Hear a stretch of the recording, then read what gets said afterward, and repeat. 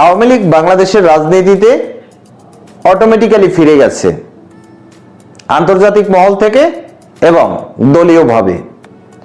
নেতৃত্বের যে অভাবটা ছিল সেটা এখন আর নেই, কারণ ইতিমধ্যেই তৃণমূল পর্যায়ে প্রত্যন্ত গ্রাম অঞ্চলে ওয়ার্ড পর্যায়ে আওয়ামী লীগের কমিটি গঠিত হয়ে গেছে, ইউনিয়ন পর্যায়ে কমিটি গঠিত হয়ে গেছে এবং উপজেলা পর্যায়েও কমিটি গঠন কার্যক্রম চলমান। তো নেতৃত্বের জায়গায় আর কোনো ঘাটতি থাকবে না। নূতন নূতন নেতৃত্ব আসবে তৃণমূল থেকে এবং এই নূতন নেতৃত্বের যে সকল নেতা নতুন করে পরিচালনা করার জন্য দলকে সংগঠিত করতেছে, সংঘবদ্ধ করতেছে, তাদের যে উৎকণ্ঠা, তাদের যে আগ্রহ, তাদের যে প্রতিজ্ঞা, এটা অত্যন্ত দৃঢ়। বাংলাদেশের রাজনীতিতে অনেক বড় একটা পরিবর্তন এই 2026 সালের ভিতরেই আসবে। এক, পশ্চিমবঙ্গে তৃণমূল কংগ্রেসের ভরাডুবি, বিজেপির উত্থান, এখান থেকে অনেক বড় একটি প্রভাব পড়বে। দুই, আওয়ামী লীগের তৃণমূলের কমিটি গঠন শেষ,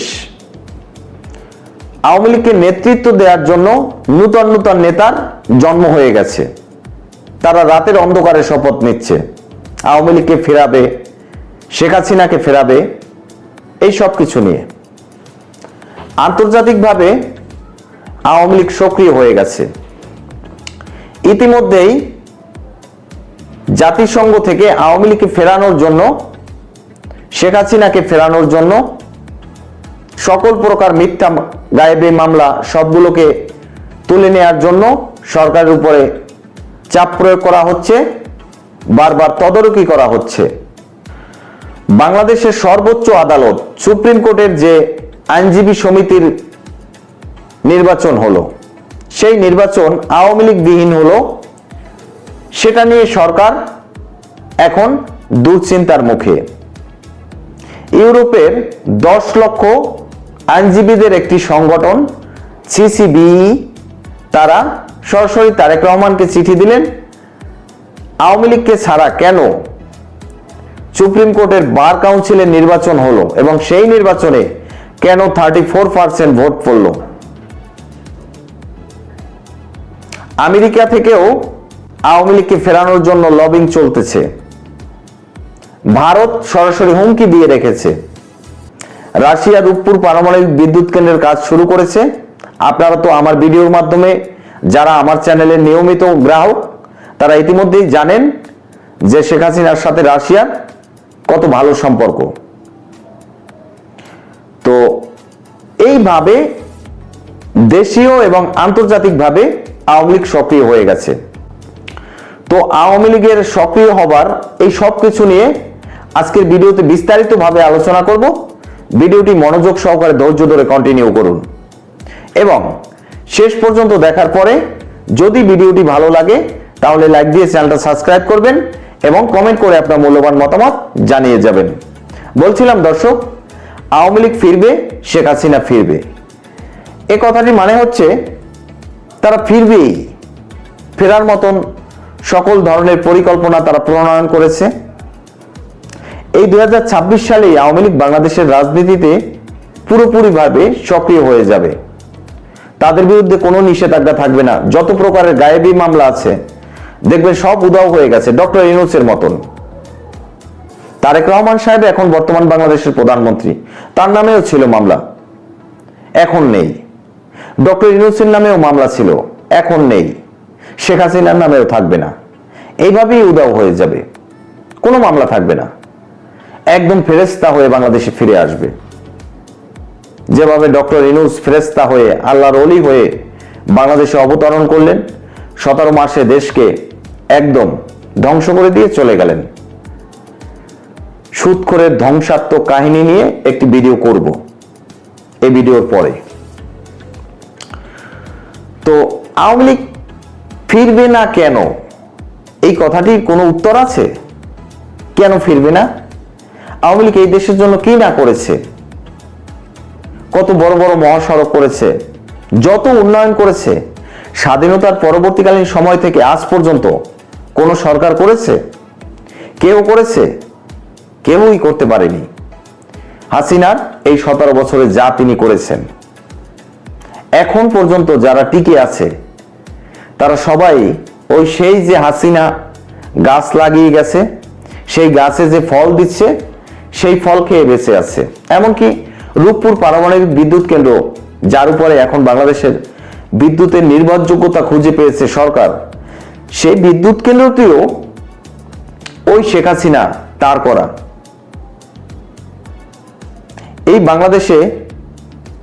বাংলাদেশ থেকে যারা প্রবাসে গিয়েছেন, 10-15 বছর হয়ে গেছেন, তারা ঢাকা শহরে নামলে এয়ারপোর্ট এরিয়ায় আপনি এয়ারপোর্টকে চিনবেন না। উত্তরায় ফ্লাইওভার হাইওয়ে গুলো দেখে আপনি ওই জায়গা চিনবেন না, আপনার মাথা ঘুরে যাবে। কুড়িল বিশ্ব রোড এসে এগুলো কার অবদান? কোন সরকার করেছে? তো শেখ হাসিনাই তো করেছে। হ্যাঁ, শেখ হাসিনা একটা জিনিস অনেক ভুল আছে। বিএনপির ভোট অধিকার হরণ করেছে, বিএনপিকে নির্বাচন থেকে দূরে রেখেছে, এই সবকিছু শেখ হাসিনার ভুল। একতরফা নির্বাচন, এগুলোও ভুল। একতরফা নির্বাচন ঠিক আছিল, তারপরে যদি বিএনপিকে প্রধান বিরোধী দল হিসাবে 100 সিট দিয়ে দিতেন, আজকের এই দিন শেখ হাসিনা আসতো না। তো যাই হোক, এগুলো ছাড়া সাধারণ মানুষের মন জয় করার মতন অনেক কাহিনী আছে, অনেক গল্প আছে, অনেক উন্নয়ন আছে, যেগুলো আওয়ামী লীগ করে গেছে। যার জন্য তিনি ফিরবেন, তাকে ফেরানো হবে, বাংলাদেশের জনগণও তাকে চাইবে। বাংলাদেশের জনগণ তো এখন এটা স্পষ্ট করে বলে, আগেই ভালো ছিলাম। এই যে কথাটি, এই কথাটি কিন্তু অনেক আগে থেকে শুরু হয়েছে।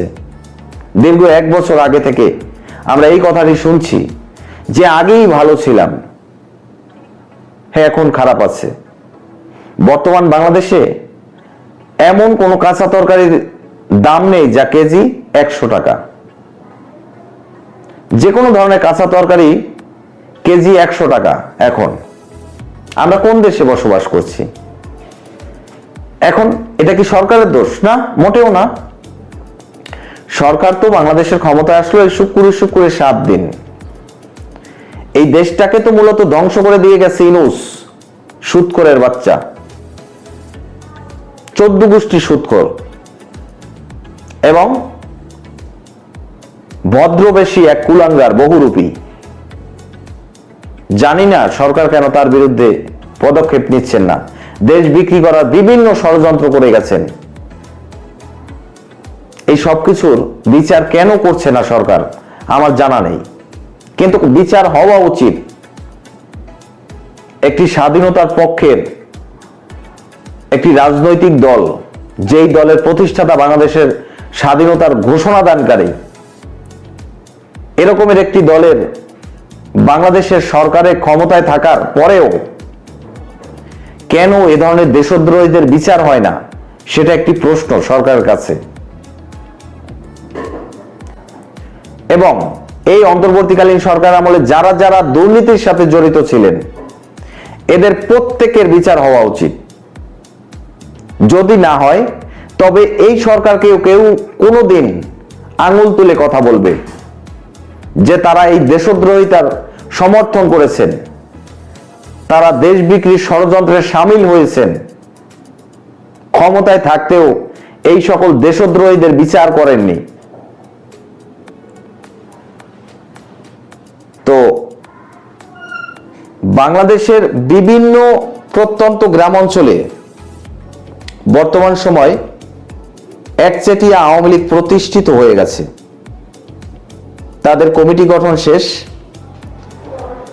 তারা বিভিন্ন বিক্ষোভ মিছিল, ঝটিকা মিছিল, যেগুলো আমরা প্রথমে ঢাকা শহরের ভিতরে দেখতাম, কারওয়ান বাজার, শাহবাগ, গুলিস্তান, তেজগাঁও, মতিঝিল, এই সকল জায়গায় আমরা ঝটিকা মিছিল, বিক্ষোভ মিছিল দেখতাম। কিন্তু এখন এটা বাংলাদেশের প্রত্যন্ত গ্রাম অঞ্চলে ছড়িয়ে গেছে। আওয়ামী লীগের কমিটি গঠন হচ্ছে, রাতের অন্ধকারে তারা শপথ নিচ্ছে, দিনের বেলায় বা তারা একটা সময় বুঝে প্ল্যান করে ঝটিকা মিছিল করছে, বিক্ষোভ মিছিল করছে। এই সব কিছু এমনি এমনি না, কোনো না কোনো পূর্ববাস আছে এবং প্রকৃতি তাদের দিয়ে করাচ্ছে। তো দর্শক, যা কিছুই হোক, সবকিছু নিয়ে আমি থাকবো আপনাদের সাথে। আজকের এই পর্যন্তই শেষ করছি। পরবর্তীতে নতুন কোনো ভিডিও নিয়ে আসবো। সেই পর্যন্ত ভালো থাকুন, সুস্থ থাকুন। আল্লাহ হাফেজ।